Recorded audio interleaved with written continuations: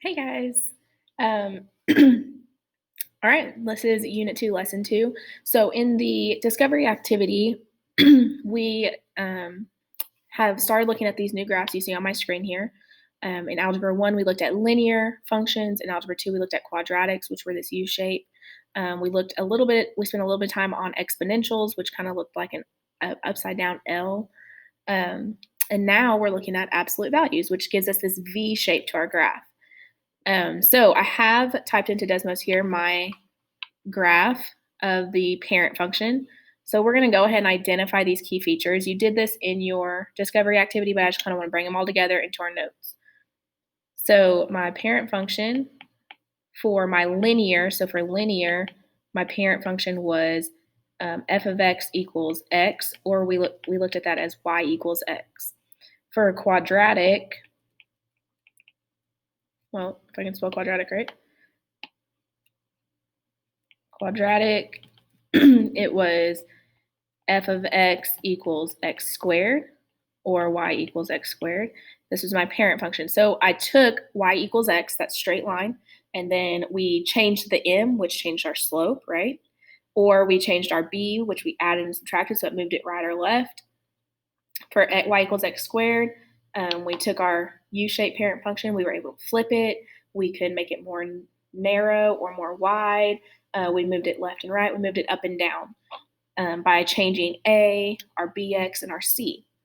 So now for absolute values, our parent function is f of x equals the absolute value of x. So now we can, in the discovery activity you saw, we can change the number in front of in front of the absolute values, behind the absolute values. We can change things inside of our absolute values, and we can see how that changes our graph, okay? So for right now, I have the parent function graphed here on my screen. So we want to identify the domain. Remember, we read domain from left to right. So looking at my screen, these arrows, these lines are just going to keep going forever and ever. My domain is my x values. So from the left-hand side to the right-hand side, I'm going to go all the way from negative infinity to positive infinity. My range, we go from bottom to top.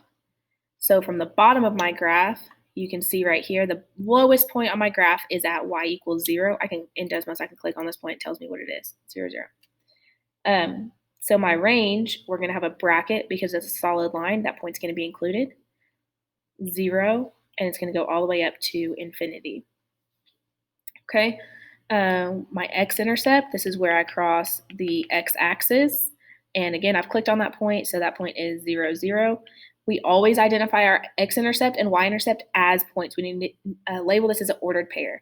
Because if I just say x is 0, well, that could be any point on my y-axis. Or for my y-intercept, if I just say y is 0, then that doesn't necessarily mean I'm on the y-axis. Y can be anywhere on the x-axis. Y 0 can be anywhere on the x-axis. So we need to identify that point. So my y-intercept for my parent function is the same thing, y equals 0. Then we have the vertex. My vertex is always going to be either the lowest point or the highest point. So it's going to be this point, that where the two sections intersect. And here we're saying that point is 0, 0. My axis of symmetry, I'm just going to say this is AOS. From now on, I'm going to write AOS. Axis of symmetry is where if I took this graph and cut it in half, what would that line be? So it's always going to be an equation, and it's always going to start with x equals. So I can type this in, x equals, and what is that line right here that goes through my vertex? Well, that is x equals 0. I can graph this line and see it. Yes, that cuts my graph in half. It makes it symmetrical on both sides. So my axis of symmetry is at x equals 0. It's always going to be the x value of our vertex. So it's always going to be this x value of our vertex. Next thing we have here is, do we have a maximum or a minimum? Well, do I have a maximum point or do I have a minimum point? Do I have a highest point or a lowest point? On this graph, I have a minimum and that minimum is at 0, 0. Okay, so these are the key features of the parent function. We can find these features based on any of our absolute value functions, just based on how they've changed. We have to look at their changes, okay? So then you typed in your calculator, you did f of x plus things, minus things, you changed the coefficient, and now I want to go over those. So, and we're just going to go through this blue graph today. Tomorrow we'll move on to the purple graph. We'll make generalizations of everything. I kind of want to keep you guys on pace with my in-class people, and that's where we're at. And then I'll post an activity for tomorrow as well, okay? So we have our parent function, f of x equals the absolute value of x, which is what I have graphed here. And I want to figure out, how does my graph change if I put a number in front of my absolute values? Okay, so I'm going to type in another function here. F of x equals, I'm just going to use 8, absolute value of x. Well, what happened to this graph? My parent function is the red line. My new function is the black line. So it went from this to this. It got more narrow. But if I change this 8 to 1/2, whoops, let me get this right here. Okay, there we go. If I change this to 1/2, then it takes my parent function and it makes it wider. It's kind of a hard thing to do. There we go. It takes my parent function and makes it wider. Okay, so when we are talking about this a value of number in front of our absolute value, if a, we're talking about the positive numbers to the absolute value of a. If a is positive and it's bigger than 1, then this is going to make the graph more narrow. And when we're making the graph more narrow, let me see if I can do this. Maybe my mask will be a good thing. Okay, if I'm making the graph more narrow, so this is my graph, I can pull it in like this, right? I'm making it more narrow, then I'm taking it from both sides and I'm pushing it together. So I'm taking it from the sides and I'm pushing it together. This is going to be a horizontal compression.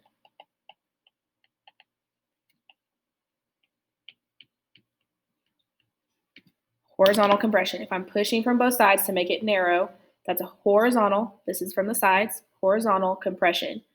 Or, see if I can do this. I can, okay, or I can take from the top and the bottom and I can pull it together. And this also makes it more narrow, right? It's making it more narrow. If I pull from the top and the bottom, this is making it more narrow. And so this is a horizontal compression or a vertical stretch.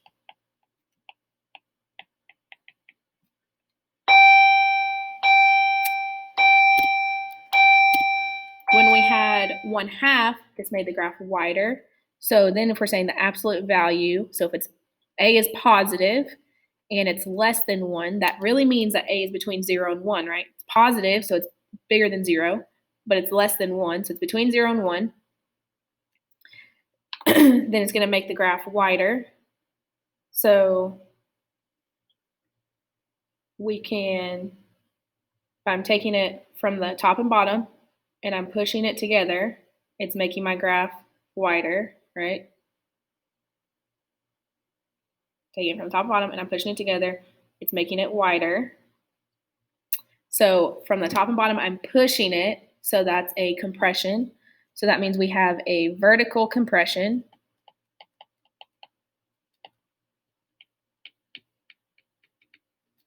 Or if I'm taking my graph and I'm pulling it from both sides, it's making it wider. So that is a horizontal stretch.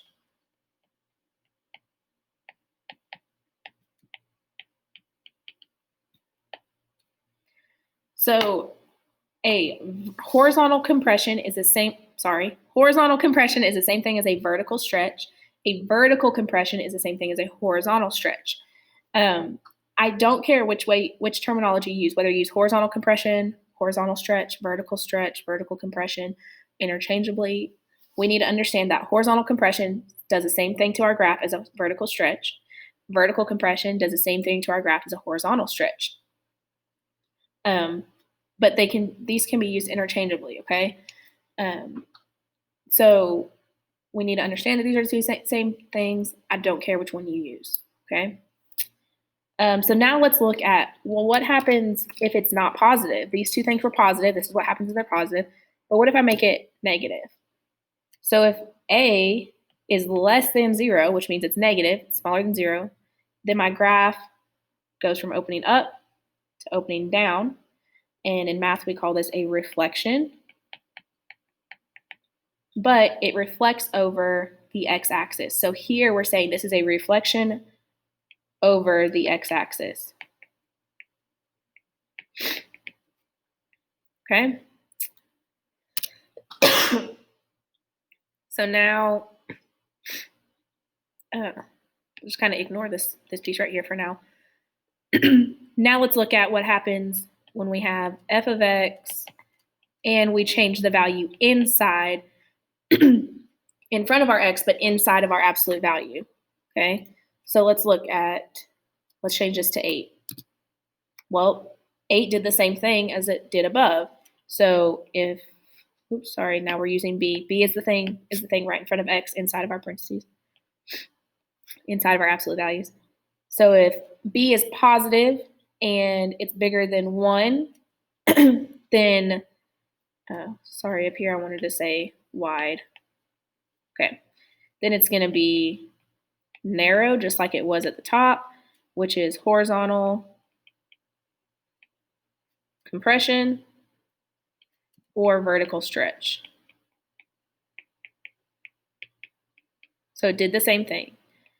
If b is positive and it's less than 1, let's see what happens.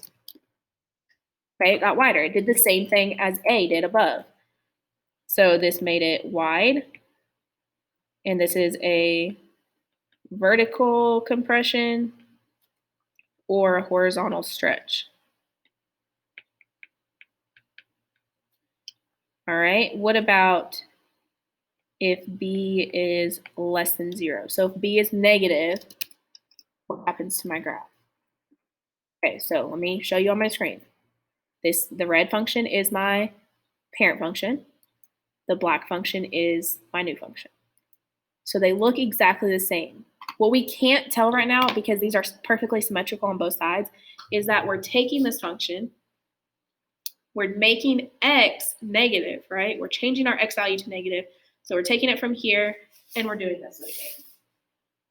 So it looks exactly the same as our parent function, but it's not. It's somewhat different.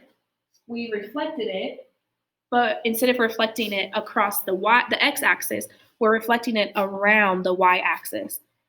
So if b is less than 0, this is a reflection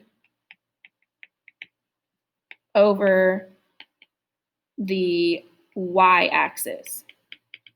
Okay, so we took it this way and we flipped it this way. Here it's perfectly symmetrical. We don't notice it as much. But if we had a cubic function like this, move my chair so you can see me. If I had a cubic function like this and I reflected that around the y-axis, then it's noticeable. We see it. We see that reflection. Okay. All right. So our next piece is if we're taking and adding or subtracting things inside of our absolute value. So if I have x and I do -5 or -6, I typed a 6. If I do -6, it moves it to the right. So if we see a -6 here, this is going to move it right. If we see plus, this moves it to the left.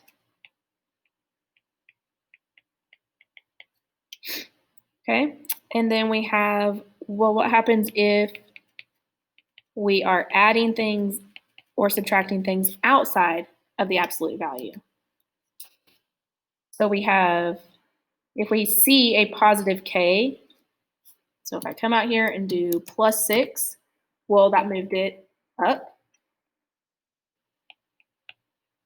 If I see a -6, that moves it down.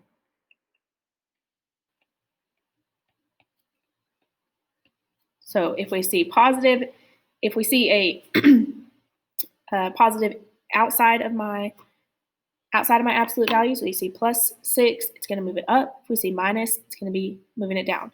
If it's inside my absolute value, if it's minus, it's going to move right. If it's negative, it's going to move left. If it's negative, it's going to move right. If it's positive, it's going to move left. Okay. Okay, so that's kind of all I want to cover today. Tomorrow, we'll pick up and look at this section of our notes. I'll go over this. We're going to make generalizations. So if you remember from Algebra 1, we had these same concepts for linear functions, these same transitions, these same transformations for linear functions, for quadratic functions, even for exponential functions.